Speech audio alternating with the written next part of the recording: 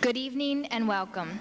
My name is Allison Marsh, and I am the president of the university program known as WILL, or Women Involved in Living and Learning. We are extremely pleased to have you with us this evening as we celebrate WILL's 20th anniversary. WILL is an undergraduate program designed to enhance women's leadership qualities and analytical abilities in an ever-changing society. This unique program is multifaceted with a rigorous academic curriculum in which members complete coursework to receive a women's studies major or minor. It also includes components of student activism and awareness education with events such as our speaker tonight and a student-run organization of about 100 of the university's finest young women. WILL is the only program of its kind in the country, and due to its strength and success, it is now becoming nationally recognized. Last year, WILL held its first replication conference for other schools interested in creating their own WILL programs. 19 universities such as Virginia Tech and Tulane attended, and we are proud to report that 6 of those institutions are well on their way to establishing WILL programs. This year marks the 20th anniversary of both WILL and the Women's Studies program here at the University of Richmond. These two programs, founded in 1980, have significantly impacted the lives of hundreds of students over the last 2 decades. The university's Women's Studies program is unique in the fact that it provides women's studies coursework in almost every academic subject area, from history to sociology, leadership biology, and even economics. All students have the opportunity to take women's studies courses related to their individual major. For me, WILL and the coursework I have taken in the Women's Studies program have been the strongest developmental force in my 4 years at the university.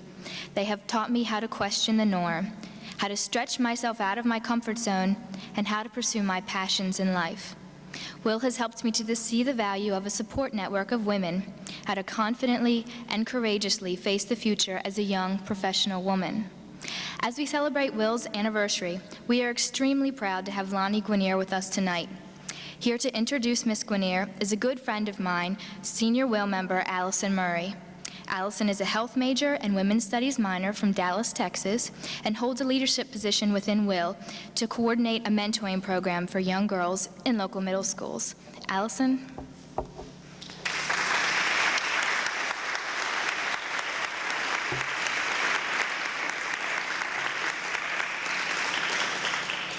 Good evening.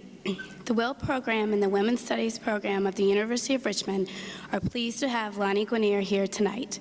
We also wanted to note that this program will be broadcast on WCVE-FM Public Radio at 1 p.m. on November 20th. It is also part of the Jepson Leadership Forum, Views and Voices on the City.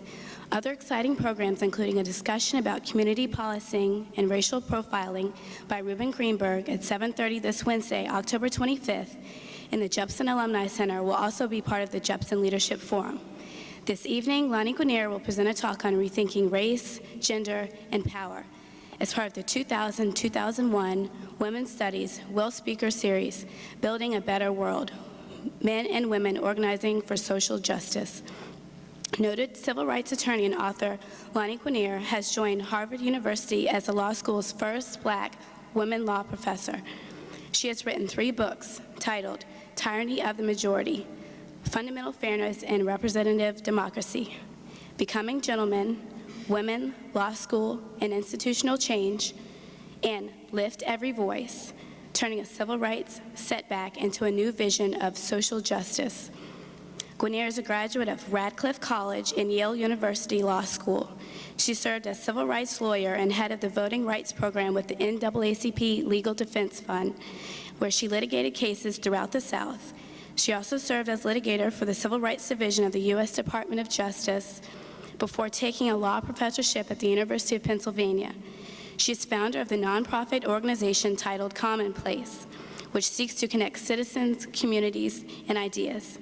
Guinier has also spearheaded Race Talks, a project designed to create opportunities for multiracial problem solving and collaboration. Guinier speaks about the importance of standing up to injustice in regards to race, gender, and economic standings, how to go from protesting the present to changing the future, and most importantly, how to compromise without compromising fundamental values.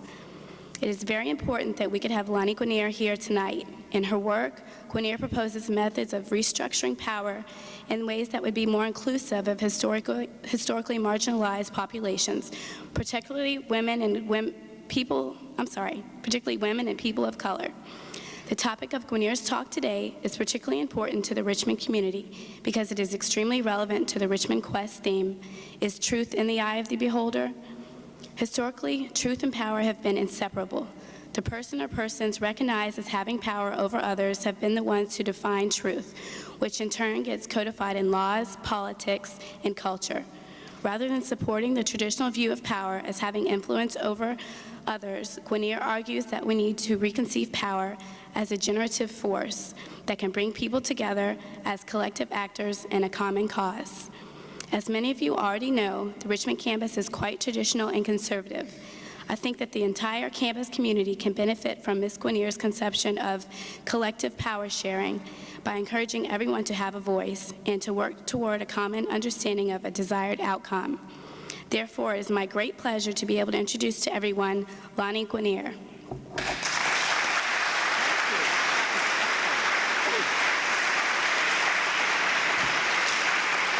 Thank you very much.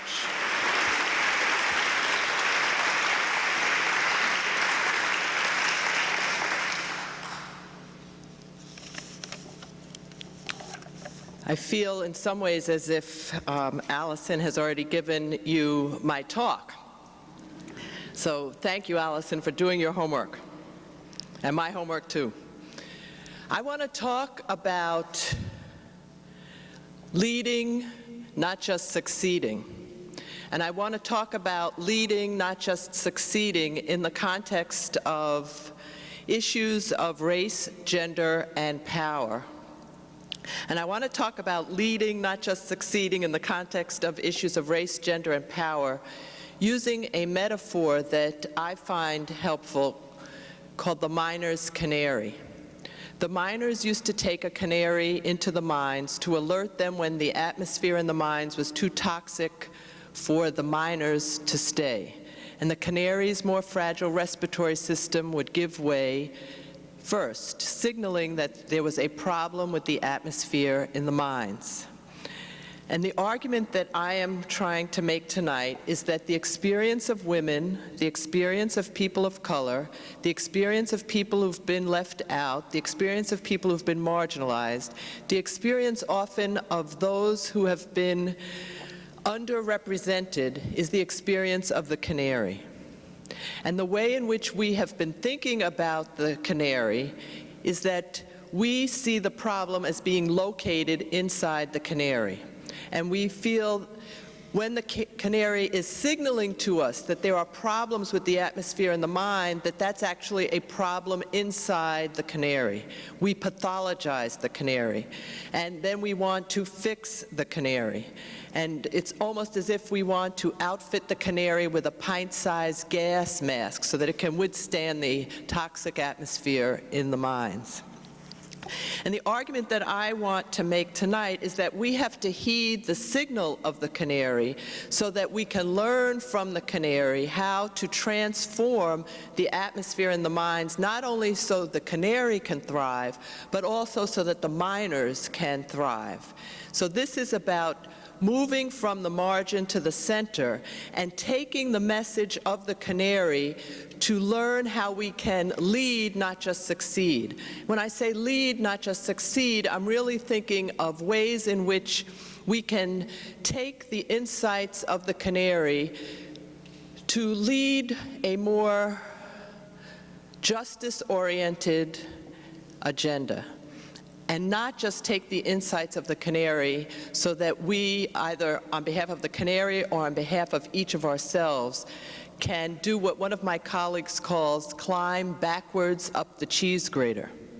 If you imagine success as being at the pinnacle of a hierarchy, and the hierarchy is a pyramid or an upright triangle, and imagine a cheese grater as that pyramid, and as you go up this cheese grater, you get closer and closer to success as traditionally defined, but you also lose connections to other people, you lose some aspect of yourself, you become successful, but you don't necessarily use your success on behalf of others, on behalf of the community.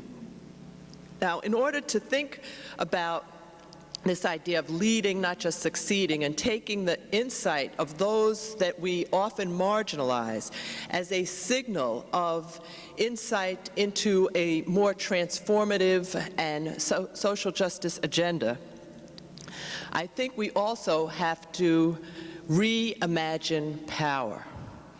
And I want to talk about power in both the traditional sense of power over, and I heard Allison mention that those who are often in power are those who we believe are telling the truth, because those who get to tell the story are often those who have the power.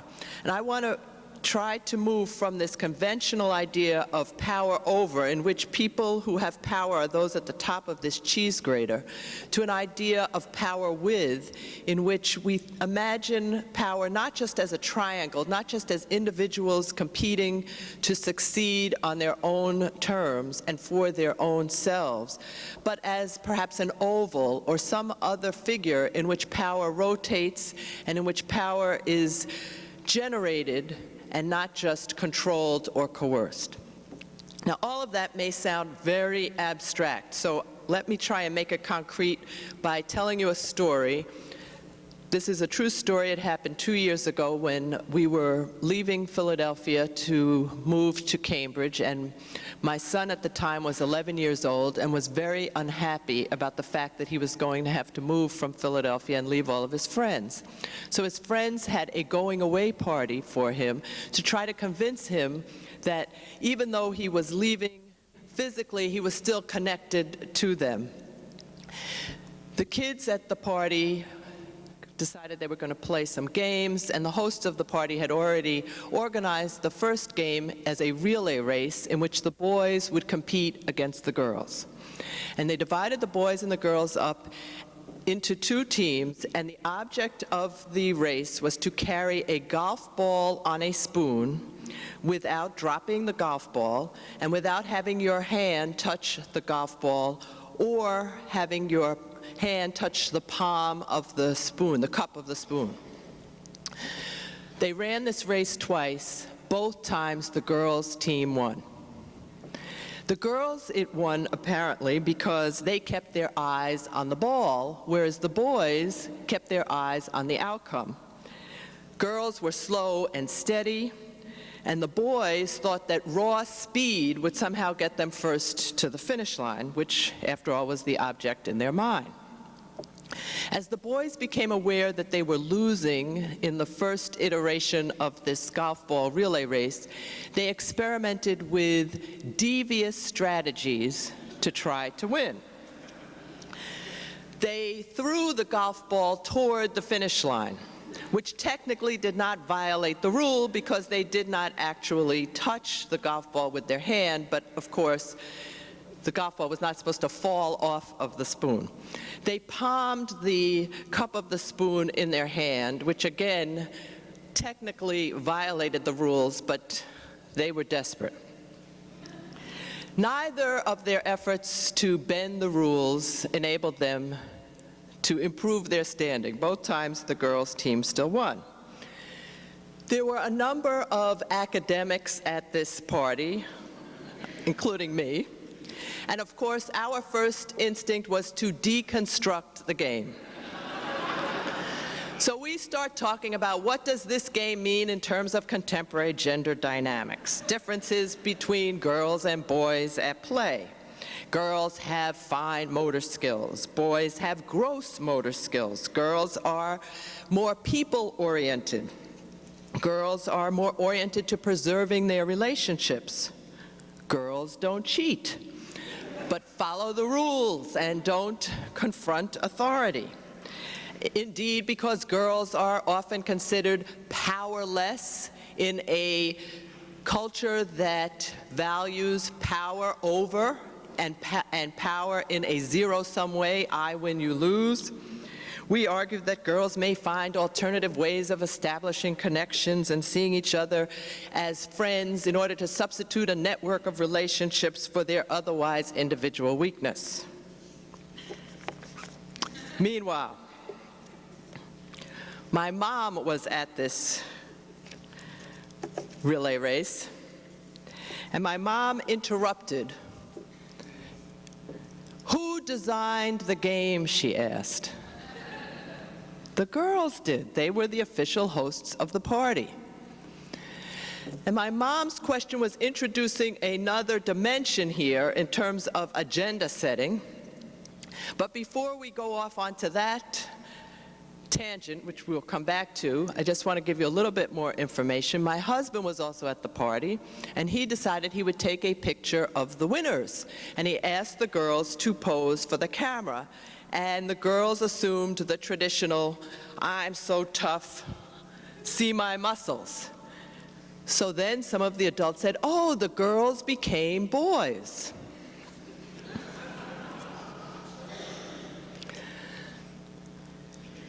Meanwhile, my 11-year-old son was very unhappy.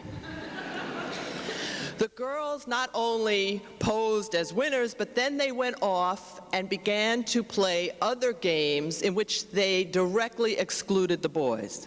They specifically said, "You cannot play with us." So I said to my son, "Well, why don't you go off and play with the other boys?" And his response was, "Well, the girls are in the majority, and the girls have the power. And therefore, if he goes off and plays with the boys, he feels that he is somehow not part of the central core of this party, which after all he thought was being given for him, right? He thought he was the guest of honor." Now, I want to talk about this golf ball relay race game in the context of my effort to challenge you to rethink power and also to rethink the role of those who have been excluded, in this case the boys, to provide insight into the way in which we often construct zero-sum hierarchies and in which the traditional agenda, the traditional strategy, the traditional method, the traditional process by which women and people of color and those who are disabled, the traditional method for assuming power has been to try to infiltrate the existing hierarchy and just repopulate it with different people. So what does this existing hierarchy look like? Well, the first dimension of power in traditional zero-sum terms, in terms of I have power, you don't. I win, you lose. The traditional first dimension is that of the golf ball game, what you can see. The first dimension of power is what is visible to the naked eye, the conflict, the competition. The second dimension of power is my mom's question. When my mom asked who designed the rules of the game, that's in some ways even more important than what you can see, because oftentimes the rules predict the outcome. And so who designs the rules is often in a position to construct the outcome in a way that is more favorable to the designer. The third dimension of power, however, is perhaps even more important. And this goes back to Allison's introduction. The third dimension of power is the story that the winners tell the losers to convince both the winners and the losers that they each deserve their lot in life. So the third dimension of power is the story that the winners tell to justify their winning and to now feel, here we have the girls at the golf ball relay race, that they are the majority, they won the first game, they're now in a position to decide all the other games and to exclude the boys. And the critical ingredient of this third dimension is the reaction of the losers to the winner's story. What did you see in terms of my son? He was feeling like he had been excluded, and he didn't have a strategy for dealing with it. He had, in some ways, internalized, incorporated the girl's story, and he did not have any vehicle for resisting. So part of what I want to talk about is the importance of resisting that traditional story.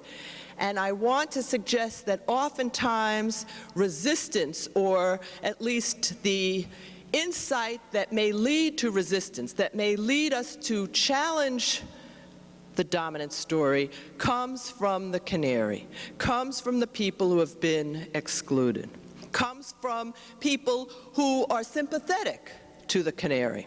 So let me give you an example of that. Uri Treisman is a math professor. He teaches calculus.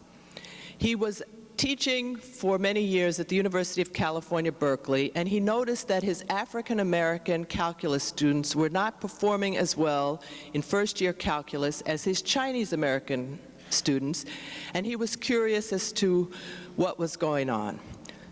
His first impulse was to talk to his colleagues. So he goes to his colleagues and asks why they think the African-American students are not performing as well. And his colleagues come up with the predictable, stereotyped responses that the African-American students come from single-parent families, they did not get adequate preparation in high school, and they don't study as hard. Uri Treisman was not willing to accept his colleagues' assumptions, and so he actually hired people to test those assumptions. And it turned out they followed the African-American students around and the Chinese-American students, and it turned out his colleagues were wrong. The African-American students were studying harder than the Chinese-American students. If you count studying calculus as sitting in your room with the calculus book open and studying alone. By contrast, the Chinese-American students were talking calculus one-on-one as they went to the study hall. They talked calculus over lunch. They talked calculus in their dorm rooms. And the process of intellectual engagement with peers was an important component of learning calculus. It was an important component of learning calculus because it turns out that in order to master the conceptual challenges of calculus, you need A, to have self-confidence, and B, you need to ask questions when you don't know the answer. And part of self-confidence is, in fact, being willing to ask questions when you don't know the answer.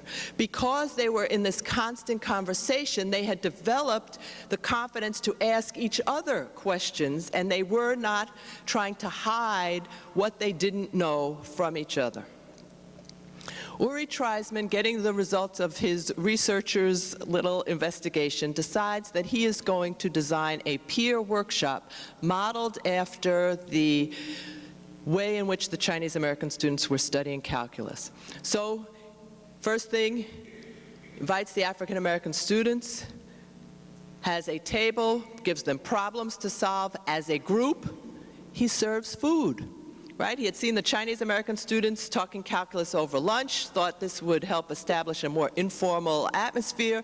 He serves food, invites recent past learners, people who have taken calculus before, to be available if, in fact, some of the problems stump the students and they have questions. After the first semester of this peer workshop, the African-American students' calculus scores went up, and after 2 semesters, the African-American students were among the highest scoring students in the class. Now, you may think at this moment in the story, well, that just shows he fixed the Canary. But it was at that point that Uri Treisman had an epiphany. He realized that the problem was not in the African-American students. The problem was in the way he, the sage on the stage, was teaching calculus to everyone. He was talking at them. He was not encouraging them to ask questions. He was seeing his students as passive rather than active learners. So he then redesigned the calculus classroom to provide the opportunity for all of his students to learn in small groups. And it was at that moment that he took the lesson of the Canary to rethink the atmosphere in the minds. That's the message. Can we learn from the Canary to rethink the atmosphere in the minds? And Uri Treisman was not just succeeding, he had already succeeded, right? He was a professor. He was also leading by transforming his own pedagogy. He was willing to change himself and his classroom in order to make it more of a learning environment for all of his students. Second example. New York City used to have a height requirement in order to become a police officer. You had to be 5 foot 10 inches tall. Group of women challenge this height requirement. They say this is discriminatory. There are not many women who are 5 feet 10. And they succeed in opening up the police department. Not only were women hired, Latino men were hired, Asian men were hired, short white men were hired. Group of black and Puerto Rican women were hired to patrol a housing project in an area where there was a history of young adolescent boys getting into trouble. Now, part of what I want to use this story to illustrate is the way in which the challenge of these women to the height requirement was simply the beginning of the challenge. And the height requirement may have appeared to be the second dimension of power that I referred to before, the setting of the rules. You had to be 5 foot 10 in order to succeed as a police officer. But I also want you to think about the story that was being told by the setting of those rules. The story that was being told is that in order to be a good police officer, you had to be big, you had to be strong, that the role of the police in the community was to assume power over the community. The role of the police officer was to intimidate. The role of the police officer was in some ways an us versus them attitude toward potential criminals. Now these women, the black and Puerto Rican women who were patrolling the housing project, were not 5 feet 10. It was hard for them to assume this power over approach. They were not big. They took a different approach.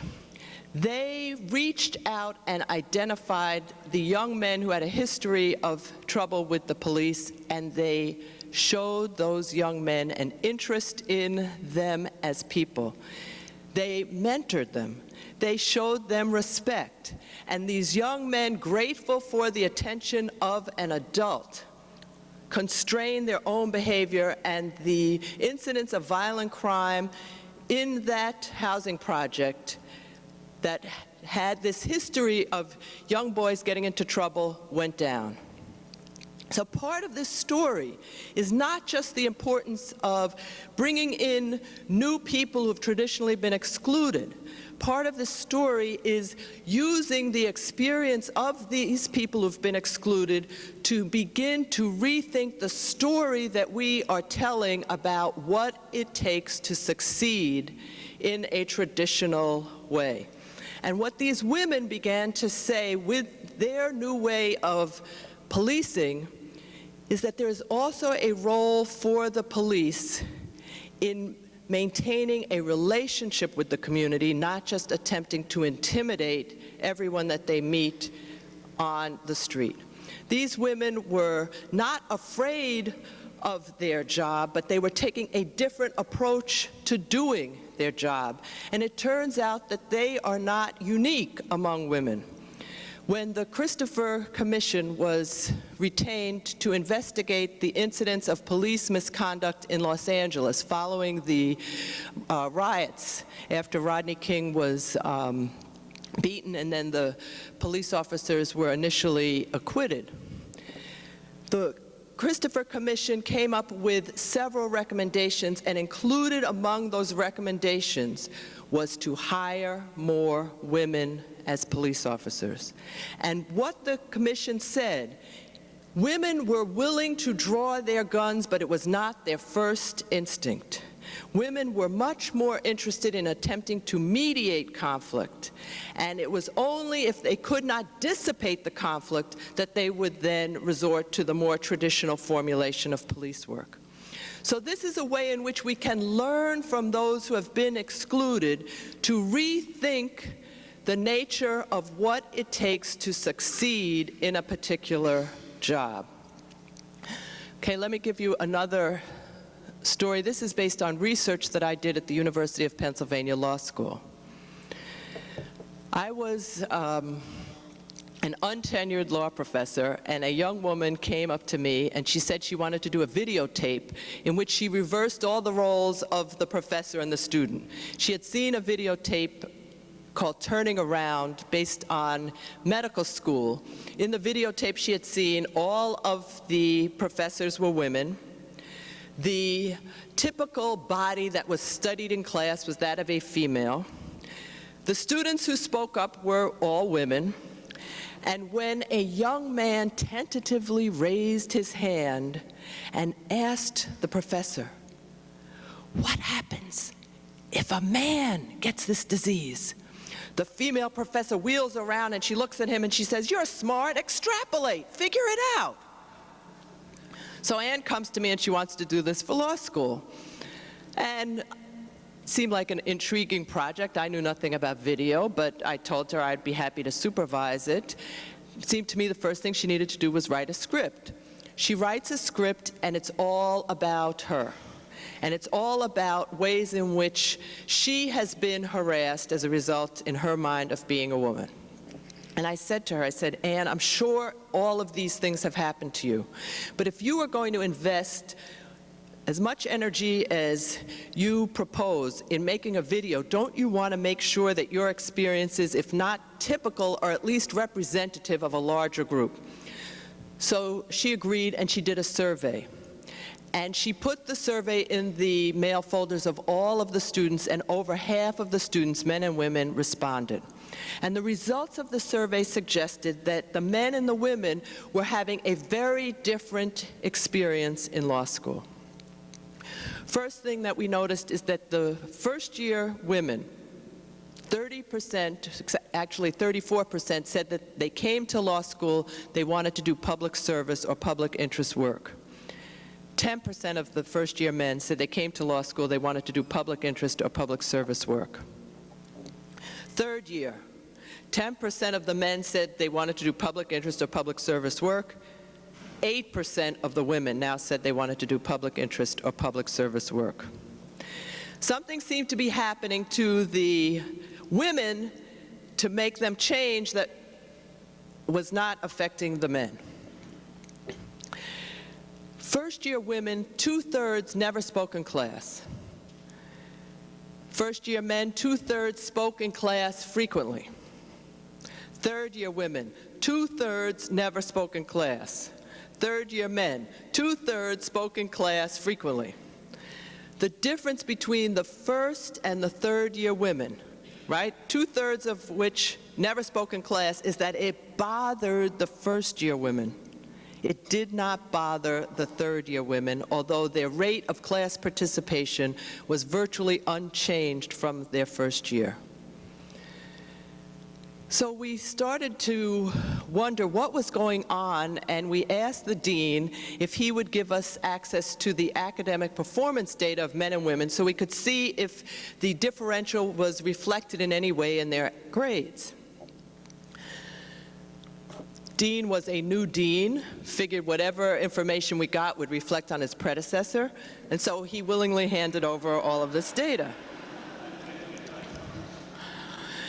We found that the men had 3 times as great a chance of being in the top 10% of the class as the women, and 1.5 times as great a chance of being in the top 50% as the women, and that this academic differential was sustained over the 3 years, although it was beginning to narrow by the end of the 3rd year. But when I say beginning to narrow, it was still statistically very significant. We also looked at the incoming credentials, because when I, like Uri Treisman, went to my colleagues and said, "What do you think is going on? The women at Penn are not doing as well. They're not talking in class." It also turned out the women were seeking counseling. There was evidence of much more emotional distress. The women were looking for different qualities in a professor. The women were not going to See professors after class. They were looking for friendliness cues. I don't know how many of you have been to a law school, but they are still looking. And my colleagues' response was very much like Uri Treisman's colleagues. They tried to either locate the problem in the women or locate the problem outside of the institution where we worked. So one of my colleagues said, well, you need to look at entry-level credentials because it may be that the women majored in soft subjects like women's studies, and the men majored in hard subjects like science. Turned out that wasn't true. The women majored in virtually the same things as the men, no statistical difference between their entry-level credentials. The men had slightly higher LSATs, women had slightly higher undergraduate GPAs. Again, not statistically significant. One of my colleagues said, aha, that difference in the LSAT, that must be it. So we then went and looked at the LSAT for all of the students, and what did we find? The LSAT is a poor predictor for everyone. First year, the LSAT predicted 14% of the variance in first-year grades. Second year, it did a little better. It predicted 15% of the variance in first-year grades. Nationwide, we then discovered, Linda Whiteman used to work for the LSAC that designs the LSAT. Nationwide, the LSAT, which is just like the SAT, except to get into law school, nationwide, the LSAT is 9% better than random in predicting first-year grades. So it didn't seem to be that the LSAT was accounting for what was going on in law school. So one of my colleagues then said he had a thought: varsity sports.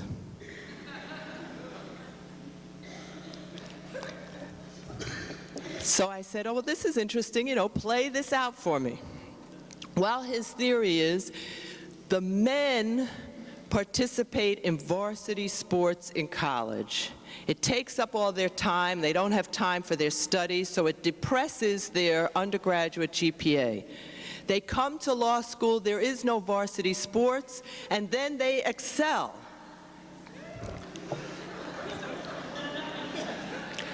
He actually had a point, and let me tell you what his point is. Or let me say, I discovered a point in what he was saying. In some ways, the law school classroom is like a game. And if you have been socialized to see life as a game, you may do better in the law school classroom, because the role, or the goal, let me say, of playing a game is usually to win. And the way you win is to be first, right? In the relay race, the boys were doing everything they could to get to the finish line first. In the law school classroom, the way you win is you raise your hand so you can be first to set the agenda for the conversation. Problem for many of the men is that they raise their hand, they get called on, and then they haven't yet figured out what they want to say. So they speak at some length as they are thinking through their ideas, and they are learning important leadership skills. How do you hold an audience's attention as you talk and think at the same time? The women, by contrast, do not see the law school classroom as a game. They think of it as a learning community. They want to say something that is relevant. They edit their comments. They then cut out some of what they've edited because they want what they say to be not only relevant, but brief. They want to build on what someone else has said. By the time they raise their hand, the class may have moved on. Or what they say is so pithy, it is so concise, that it goes right over the heads of their peers, and they feel as if they're speaking into a void. I had one student at the end of class, she raised her hand. She had written a haiku poem that brilliantly synthesized everything we had done in class that day. Problem was, only she and I could understand what she was saying. Now, you may say, well, fix the canary. If the women are not doing as well in law school, and law school is a game, then the women should just become boys. They should be like the girls in the relay race and just get a little tougher, a little more aggressive. After all, isn't that what lawyering is all about? In fact, one of my colleagues says lawyering is learning how to ask rude questions. Normally, when you ask a question, you want to know the answer. But lawyers are trained never to ask a question unless you already know the answer. And therefore, when you ask a question, it's simply to put someone on the spot, to show them what they don't know, or to show them, better yet, what you know. Now, that's certainly one way of approaching this problem. And some of the women did develop techniques for dealing with the law school classroom as it presently exists.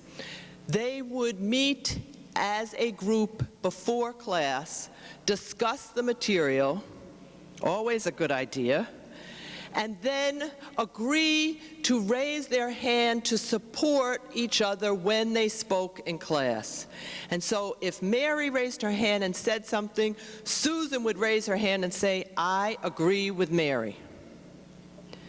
That's all she had to say, I agree with Mary. To give Mary a sense that somebody had heard her, that she was part of a conversation. But it turns out that much of what we do in law school is no longer relevant to what lawyers do when they practice law.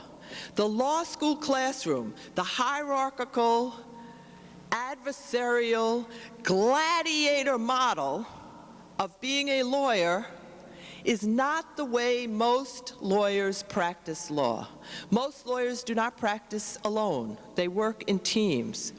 Most lawyers do not go to court. It is too expensive. Most lawyers, therefore, are not litigators. Even when you do go to court, the model of the sage on the stage asking questions, cold calling on students, does not reflect the dynamic between the prepared lawyer and the judge. If the goal of the professor in calling on a student and asking them to recite the facts of a case is supposed to prepare the student for appearing in front of a hostile judge, it turns out that it has things reversed. I was a litigator for many years. There was never a time when I appeared in front of a judge where that judge knew more about my case than I knew about my case. I had moot courts with other lawyers in which I practiced what I thought would be the hard questions and gave what I thought would be the best answers. I was prepared, in other words, because I knew everything there was about the case. The way in which we teach law school, the professor edits the case, gives the students a shortened version of the case, leaves out some of the critical information, and then uses that to showcase the students' own ignorance. But that is not, in fact, the model of lawyering, at least as I have known it. I've also had experience as a lawyer with students coming to work with me. I gave the students an assignment. I said, somebody called up from Louisiana, they have a voting rights question. Do they have a case? Is there a potential lawsuit in their facts? Student would go off to the library, come back after 24 hours and say, there's no case directly on point. And I would say, I am a voting rights lawyer. If there were a case directly on point, I would know that. This is my specialty. This is not a game that I am asking you to go and do some kind of hide and seek or hide the ball. I am asking you to reason by analogy. I'm asking you to think critically. I'm asking you to take these facts and take the facts of another case and see if you can't work from one set of facts to another set. They had not been taught how to do that in law school. They were taught there was a right answer, the professor knew the right answer, and when the professor called on them, the professor was basically doing so to prove that they didn't know the answer and the professor did. Turns out that much of what lawyers do now requires interpersonal skills, believe it or not. For example, there's a big contracting company in which the contractor builds buildings. And they have a practice of negotiating the formal terms of the contract and then asking the lawyers to leave the room because they feel that the lawyers are not going to be helpful in the rest of the negotiation. With the formal terms of the contract set, they sit around the room and they bring in the architect and they bring in the engineer and they bring in the people who are going to use the building and they ask them, what are your goals? And it turns out that each of them have very similar goals. They want the building to come in on time, they want it to be built within their budget, and they want it to be a building that the people who use the building appreciate. And through the contractor playing this facilitative role, they work out arrangements that supersede the formal terms of the contract that were negotiated by the lawyers. They have asked the lawyers to leave the room.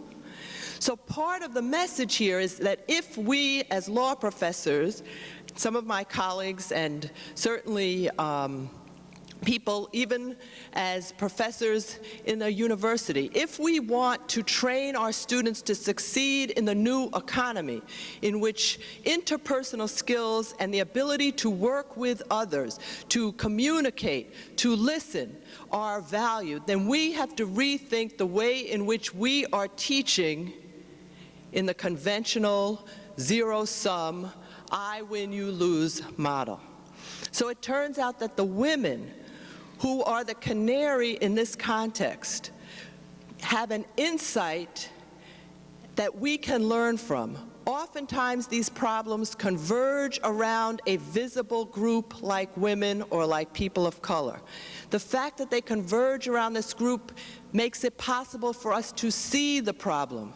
But this problem is not just affecting women or people of color.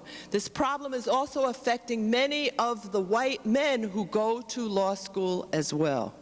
And if we take heed from the lesson of the canary, and rather than simply try to fix the canary, we begin to rethink the atmosphere in the minds, we can transform legal education, we can transform university education, we can transform K through 12 education in ways that become more functional, in ways that link the mission of the institution to its curriculum and its pedagogy. That is the message of the Miner's Canary, and that is the message of leading, not just succeeding. Because if we think only in terms of our own personal success, we will continue to climb backwards up the cheese grater, and in many ways become different people than we started out. But we will also discover that we may be fighting old battles.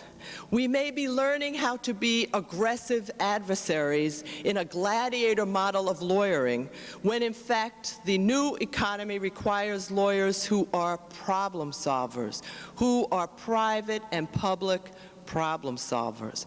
So if we lead, not just succeed, we need to use the insights of people who've been left out, not just to rethink their problems, but to take their problems and make them ours. And in the process, we can begin to think about power not just as I win, you lose, but as something that is generative and collaborative, and something from which we can all benefit. And I want to end with another story about my son. My son at one time thought he wanted to be an astronaut. So we watched the movie Apollo 13 several times. And there's a very dramatic moment in this movie when the astronauts are beginning to choke on their own carbon dioxide. They are in a small capsule, and there is a square valve that is linked up to a round tube, and the carbon dioxide is seeping out rather than being taken care of in a way that would enable the astronauts to continue to breathe oxygen. And they have already notified Houston. The NASA administrator, Houston, we have a problem. NASA administrator gets into alert mode, and he does not ask, who has the highest math SAT in the room? He has a problem that he has to solve, and he is not looking for the smartest single person to solve this problem. This is not just about power over. This is not just about climbing backwards up the cheese grater so that you are an individual success. He has a problem, and he pulls together a team of people, each of whom has different skills and different perspectives on solving that problem. And he puts them in a room, and he reproduces what the astronauts have on their space capsule, and he says to them, you've got to solve this problem. And they do. And they are able to convert what could have been a tragedy into a triumph. And my message tonight is that we too can take the lessons of the Canary and convert what could be tragedies into triumphs. Thank you very much.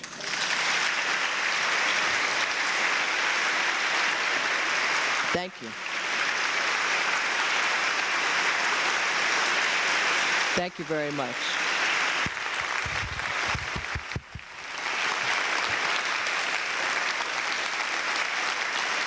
Thank you very much.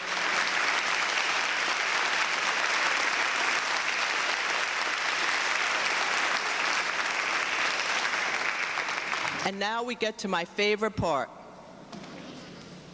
You get to ask questions, you get to answer questions, make comments.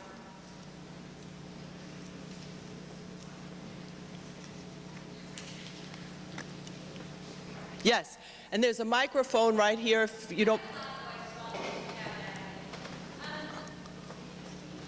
Oh, it's being taped, and they want your question to be on the tape.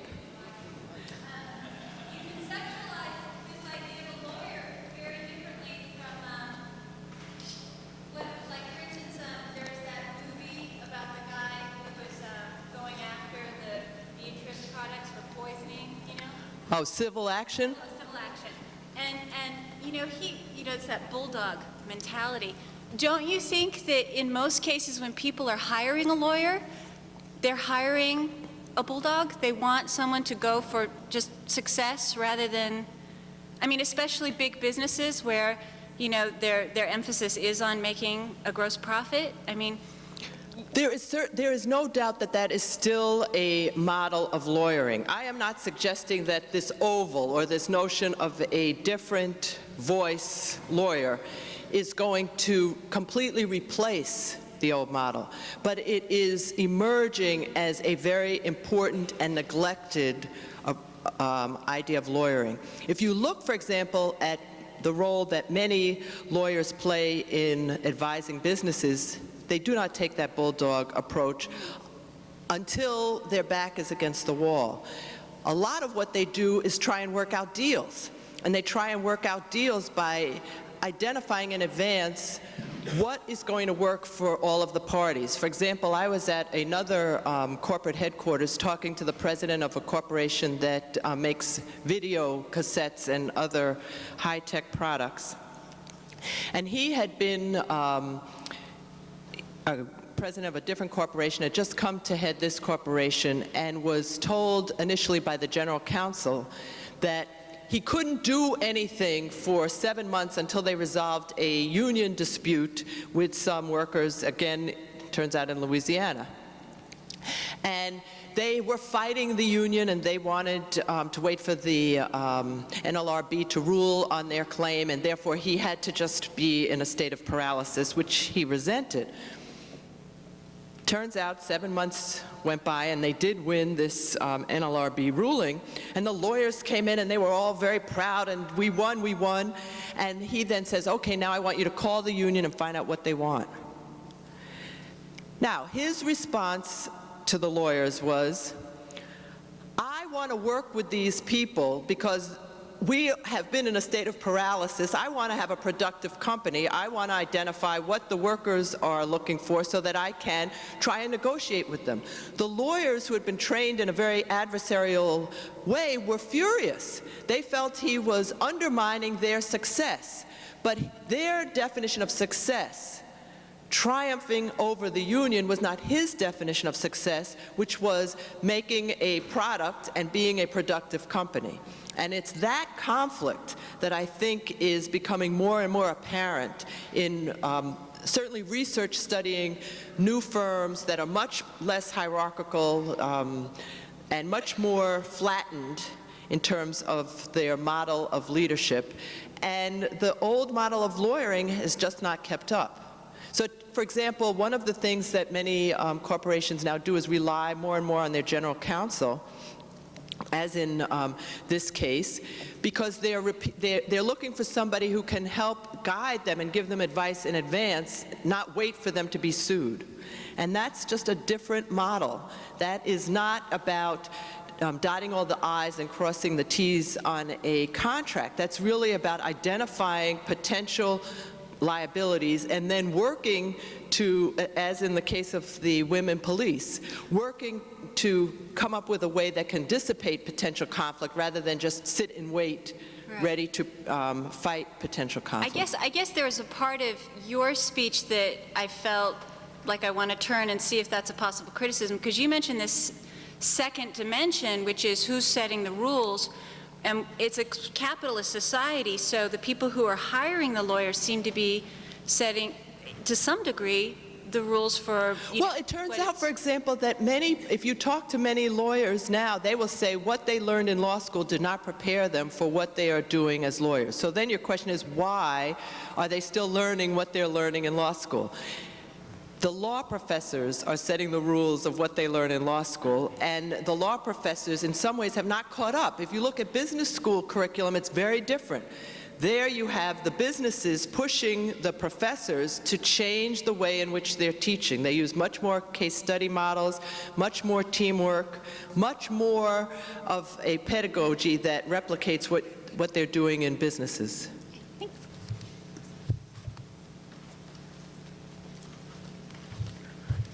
Good evening. In keeping with your theme about changing the zero-sum winner versus loser, I'm interested in your take, especially in your writings about voting rights and proportionality, on our current election process where third-party candidates are locked out, and we're basically looking at one has to win over the other, and everybody else who doesn't keep with the majority parties is locked out of the process. Well, our political environment is definitely the epitome of a zero-sum game, right?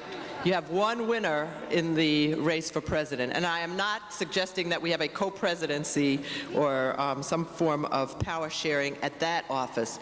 I would suggest that we rethink the way in which we elect members of collective decision-making bodies, such as the Congress or the City Council or the school board or even the state legislature, although I think it's easier to think about it in the context of local collective decision-making bodies in Richmond, the City Council or the school board, in any community.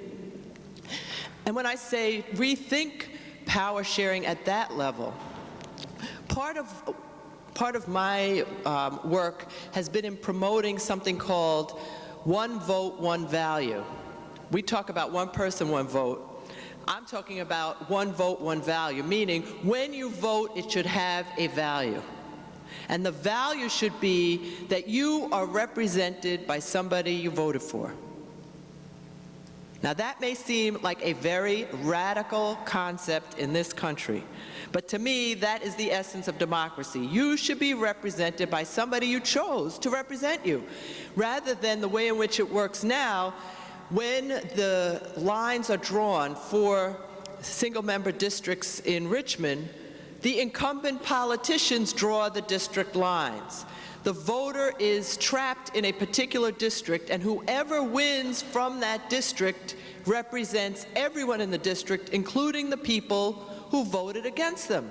Because we have a winner-take-all system in which each district, even though it's part of a collective decision-making body, has one representative, and that one representative is expected to represent all of the people in the district, those who voted for him or her, and those who voted against him or her, and those who didn't vote at all.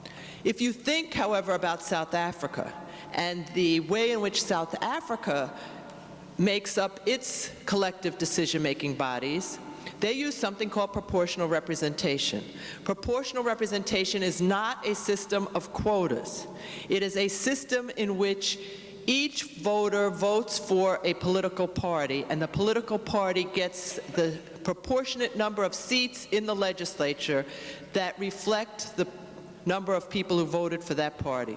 So if you are in South Africa and you vote for the ANC, which is Nelson Mandela's party, and it turns out 64% of the people did vote for the ANC gets 64% of the seats in the national legislature. If you vote for the Inkatha Freedom Party, and 11% of the people did vote for the Inkatha Freedom Party, the Inkatha Freedom Party gets 11% of the seats in the national legislature. If you voted with many of the other white Afrikaners, 17% of the voters did, they get 17% of the seats in the national legislature. That's a form, in my view, of power sharing, because everyone is represented by somebody that they voted for.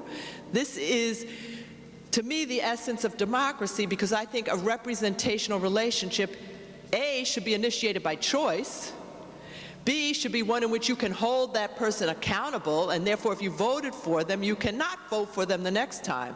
The way we construct districts, we have geographic divisions that are simply arbitrary concoctions out of the imaginations of politicians, and you end up with, for example, in Massachusetts, all of the congressional districts in Massachusetts are elect Democrats, even though Republicans are about 1/3 of the population in Massachusetts. Basically, Republicans have been gerrymandered out of seats. Now, I am not a Republican, but I don't think it's fair that Republicans should be voting time and again for a loser. I also think, and now we get to your question, that our winner-take-all system makes it impossible for third parties to prevail, because you have to get enough votes to justify getting all the power. So what we do is we take the votes of the winner, let's say Bill Clinton in 1992, he got 43% of the votes. We then give him basically the power as if he had gotten 100% of the votes. That may make sense for a chief executive. That may make sense for the president or the governor or the mayor. But to me, that does not make sense for somebody who is in a collective decision-making body where there's plenty of opportunity to have a Green Party representative, a Labor Party representative, a Farmers Party representative, a Rainbow Coalition representative, a Now Party representative in the collective decision-making body. Now, some people will say, that's a bad idea. That leads to balkanization. That leads to paralysis. They won't get anything done. And there is the risk that people will be divided. But frankly, I don't think it's possible for people to be more divided than they already are. And the advantage of at least acknowledging the divisions is that you give people a public, formal forum in which to talk about these issues, so that people then become more engaged in the political process. Right now we have an election going on. It's the closest election in 20 years, and all of the analysts predict it will have the lowest voter turnout. Less than 50% of the people who are eligible to vote will bother to vote. And part of that is because they just don't feel there's anybody talking to them. They are being asked to make a choice between two people, or in the case of Congress, two other people, And it may be that none of those people actually speak for them. And so one vote, one value says you should be represented by somebody that you actually chose.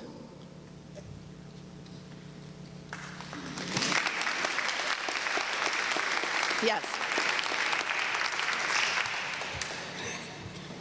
I'm going to do what you suggested. I'm going to think as I speak.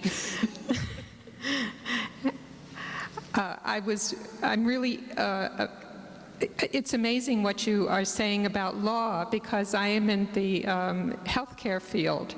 It's exactly the same thing in medicine, that nursing school education has nothing to do with nursing. Pardon me, everyone. And that's a little scary. It is a little scary. I mean, but that's all right, because we know what to do anyway. And it's also true of medicine itself. And now, because of alternative health, there's some small change in medical school curriculum, but not enough. And so I'm thinking, how does change take place? What you are saying is revolutionary, and the only revolutionary legal organization I know is the International Association of Holistic Attorneys. I don't know them. Oh, holistic lawyers, you know, that spend a lot of time or try to mediate instead of going to court, or instead of trying to win, they try to mediate. But I think about how to envision a whole healthcare system, and how does that start? Well, how would you suggest we start to change the way that lawyers are educated? Or, I mean, what would you have us do to begin? Well, first of all, I wouldn't ask you in nursing to change the way lawyers are educated, but you might be able to show us by the changes you make in the nursing curriculum how we might learn.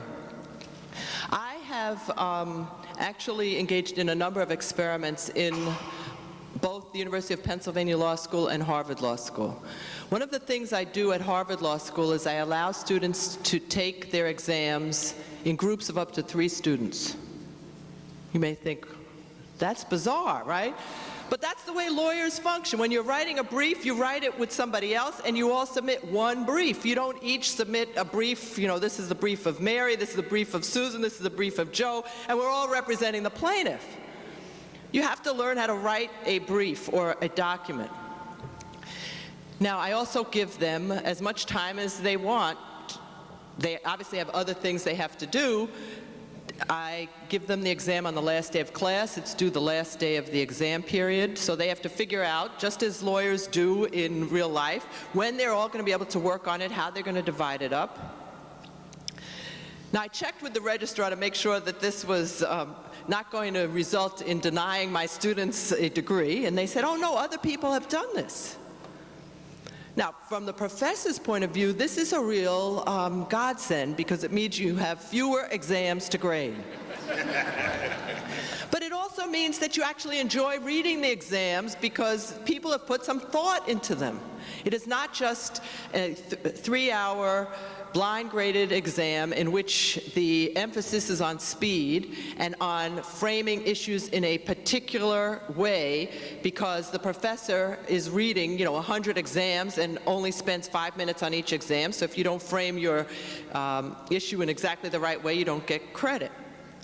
Now, I use this in part because I started teaching a course in which the students played an enormous role in designing the course. They came to me, they wanted me to be their faculty advisor. Just like the other story, I was untenured. They wanted to teach a course on feminist legal theory. I said I would be happy to advise if they also connected it up to race theory. So the course was on race and gender.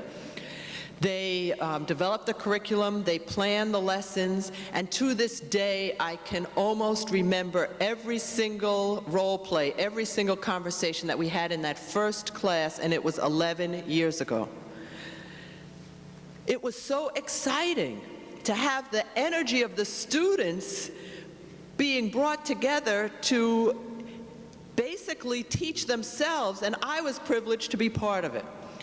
It was so exciting that the students who didn't get into this class the first year demanded that we do it again, and it was soon institutionalized. I co-taught it with another professor. We got money from the Mott Foundation to do a videotape of this class, which is available if anybody wants a copy of this videotape. And the students still have reunions. They think of this class as the only time in law school where they got to speak about justice. I had a white male student who was a businessman, came to law school. This was now at the University of Pennsylvania. Mid-career student. His father could not understand why he would leave a successful business to come to law school. And at the last class in this seminar, he said he now knows what he can tell his father. He came to law school to take this course. When I was leaving Penn, I had my exit interview with this dean, the same dean who had been there most of my tenure. And he said, Lani, I'm really sorry you're leaving. There are lots of reasons I'm sorry, but the main reason is I never got to teach that race and gender seminar with you. Now, he had told me at the very beginning, when I went to see him, because I was untenured, and asked his permission to teach this course, he told me, no, I don't think you should teach this course. You're not tenured, you need to publish. Well, in my case, publishing meant perishing as opposed to the other way around. But he didn't know that at the time. And yet, years later, he was in a position to want to teach the course with me. So to me, that's an example of starting with a small oval in the midst of a large triangle and having so much fun and experimenting so successfully that other people then want to participate. And I believe it's from the process of small experiments in which you are not afraid to fail. Very important. You have to do it over sufficient numbers of years, so if one year it doesn't work, you can learn from that failure but not necessarily be discouraged by it. And I think other people begin to appreciate that there's something exciting going on. I also had the opportunity to team teach with other professors in professional responsibility classes where I went and saw their class, they came and saw mine, and it gives people a sense, hey, I've been doing the same thing for 30 years and I'm bored. This is something that I may be able to do differently. Now, certainly I'm not saying I have changed the law school curriculum either at Penn or at Harvard. I have not. But there are more and more people who are beginning to experiment, and what I feel I am doing is giving them permission to experiment. Yes?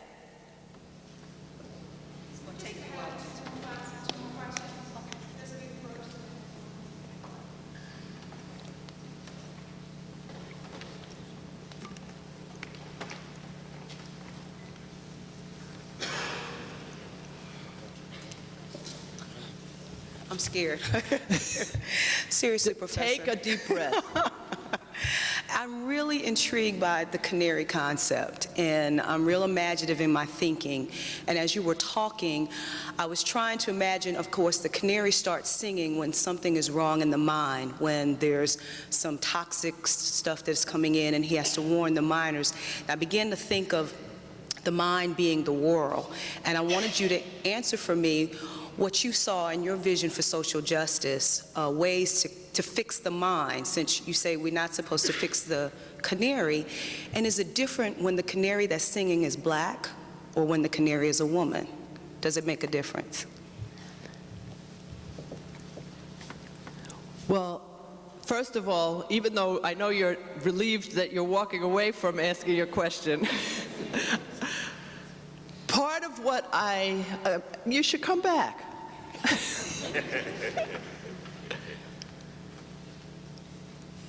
What if it's a black woman? Then it's a big fat canary. No, I'm just teasing. It's a double canary, seriously. I think that it really depends on the context, and yes, I think it matters. I think that the Canary, in my view, is a metaphor for those who have been left out. And there are, Marginalized is the term you use. right. And there are many ways in which we have to think not only about race and not only about gender, but about class. Right. And so if we're talking just about women, and most of the women we're talking about are upper middle class women, it's a very different story than if we're talking about race, and most of the people we're talking about are working class or poor. Now, I'm not saying that's always true, but I think that we have to put into context what we are doing, A, and then we have to think about what are our goals, B. So let me just give you an example and see if this is at all responsive to your question. Okay. In California in 1995, there was a move to put Proposition 209 on the ballot, which ended affirmative action, or at least ended the way affirmative action had been practiced at public institutions there. And people thought about this as if it was an issue of allowing the canary to come into the mine, right? Affirmative action was a way of making sure that the mine was diverse. Now, the way I would suggest we think about this problem is to step back and see why the canary isn't getting into the mine, and what might we learn about the mine as a result of examining that interaction. Turns out that one of the reasons the canaries were not getting into the University of California, Berkeley, or University of California in Los Angeles is that they didn't have high enough SAT scores, and the schools were focusing on the SAT. When you look at the SAT, it also turns out women don't do as well on the math portion of the SAT as men. It also turns out that the SAT is not simply correlated with race, but with class. Within each race and ethnic group, as your SAT scores go, as your parental income goes up, so do your SAT scores. Turns out that of the people who got into University of California, Berkeley, if they were white, 60% of them came from families with incomes of over $100,000. If they were black or Latino, only 36% of them came from families with incomes over $60,000. So you see a class differential here as well. Turns out in 1995, that was the first year California started spending more money building prisons than building institutions of higher education. There was a shift in the budget from education to prison. First year college professor in California in 1995 was making $41,000 a year. A prison guard was making $51,000 a year. The number of people in the educational system, there was a lot of layoffs. Number of people in the prison system, lot of hires. Now, I think that that is the true story behind Proposition 209.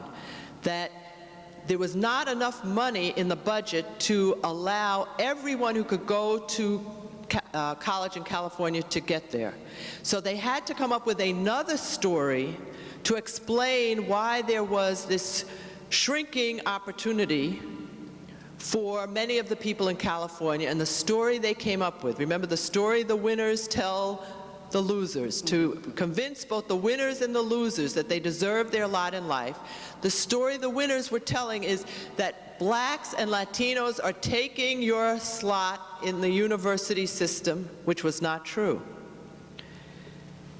The problem was that there were not enough slots for all of the people with a 4.0 average and decent SAT scores to go to these elite schools. They hadn't built up the schools. But affirmative action became the decoy. Now, what does this have to do with the canary? If we had really tracked what was happening with the canary, we would see that for every one black man at the University of California in a 4-year institution, there were 5 in prison. For every one Latino man at the University of California in a 4-year state institution of higher education, there were 3 in prison. So blacks and Latinos were not taking up all the slots in higher education. They were taking up the slots in prison, and it costs 2 times, 3 times, 4 times as much to keep somebody in prison as it does to give them a good college education. I think if we had talked about all of this and started with the Canary, but used the experience of the Canary to rethink what was happening in the minds, we might have told a different story about affirmative action. And we might have used the experience of the Canary to open up a much larger conversation about public policy and the shift in resources from education to prison. Now, you may say, well, all of those people belonged in prison. Yet 60% of them are in prison for nonviolent drug offenses, most of whom need treatment, not incarceration. If you look, for example, at the difference between the way in which we deal with drunk driving, right? 22,000 people a year. We're now moving from California nationwide. 22,000 people a year are killed by drunk drivers, most of the drunk drivers are white. Not because whites drink more than blacks, it's because there are more white people in this country than there are blacks. Of the people who are killed in drug-related incidences, it's less than 10,000, and most of them are the result of suicide or accidents. They are not killing someone else. So you have 22,000 people who are the victims of drunk drivers. What do we do with drunk drivers? Do we send them to prison for a mandatory set of time? We don't even send them to prison. We treat it as a misdemeanor, or we give them a fine, because we see alcoholism as a disease, and yet we see drug abuse as a criminal act, even when the person who is abusing the drug is hurting no one but themselves. So now, how does that respond to your question? Well, I think it depends. Is the Canary a black man who is in prison and could have been in college? Is the Canary a white woman who could have gotten into college but didn't get in because of her math SATs? I mean, I think it does depend. But I think even though it does depend, in each instance we want to try and start with the Canary, start with race or start with gender, and link it up to class and link it up to other social policies so that we can begin to see what is fundamentally askew with the atmosphere in the minds that is then affecting and disadvantaging everyone. Thank you. Yes. This is our last question.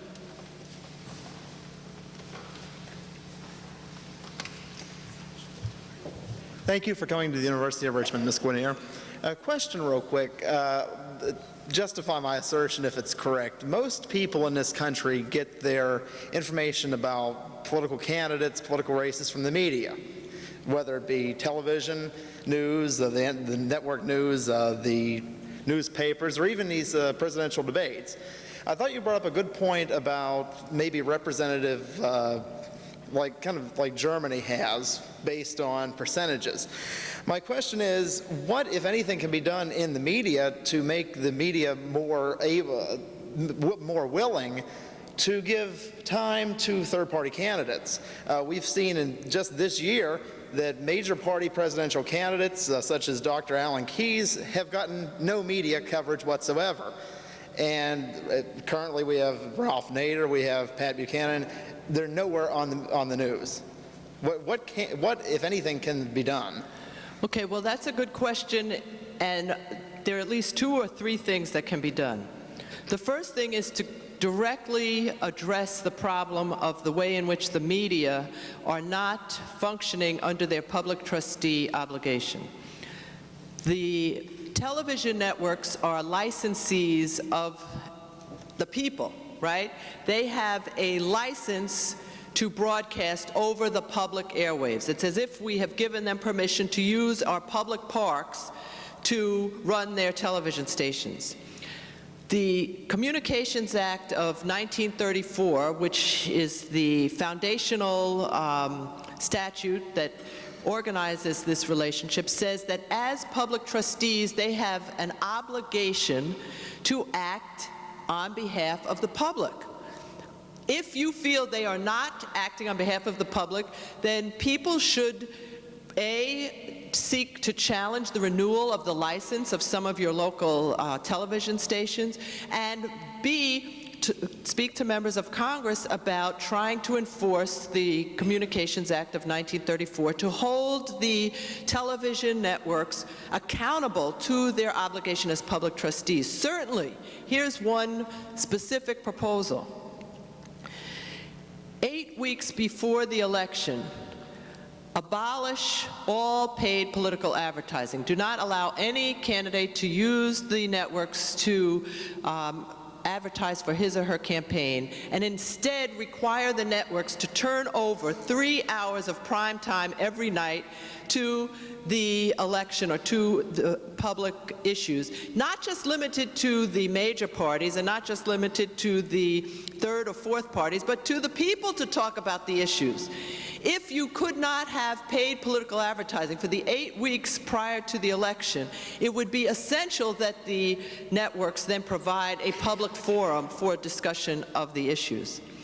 So that's one approach. The second approach is in terms of proportional representation. Part of the reason the media does not cover third parties or candidates like Alan Keyes, who was running as a Republican, not as a third party, but he was a candidate who was not seen as viable. And their definition, right, of success is, are you going to win? It is not, do you have something to say that people should hear? It is not, can you influence the way in which the major party candidates are talking about an issue? It is, can you win? If you do not show that you are likely to win, then they feel permission to just eliminate you from the airwaves. But if you had a system of proportional representation, it would be a lot harder for them to say, are you going to win? It would be harder for them to calculate that. The advantage of proportional representation is that it's not just about can you win all of the seats, it's can you win one seat or one voice. And so if you had the Green Party or the Reform Party or some other party running candidates, it's not clear how many of those candidates are going to win or not win, but somebody from the Green Party or somebody from the Reform Party has to be part of the debate, because some candidates representing that party are going to win. And in that context, so the first one is taking the story as it has already been told and trying to enforce it. The second approach is changing the story, changing the way in which we think about politics, so it's not just who can win all of the votes, but who has something to say in a way that may influence some people to support their ideas. If I could just follow up, Robbie, real brief.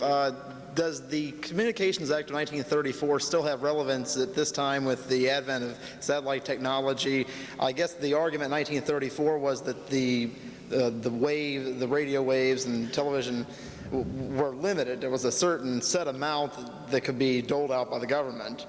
But is that really... Well, if you take that argument, which is certainly a very plausible one, then if scarcity is no longer the rationale, then you need to demand that the networks pay for the space that they are using and use the money that they pay to then support some more public stations, more than just one or two in each community. So either way, you're taking the story as it presently exists and trying to enforce it. Either there's scarcity and therefore they are public trustees, or there's no scarcity and therefore they better pay full value for the resource that they're using. Thank you. Thank you all very much.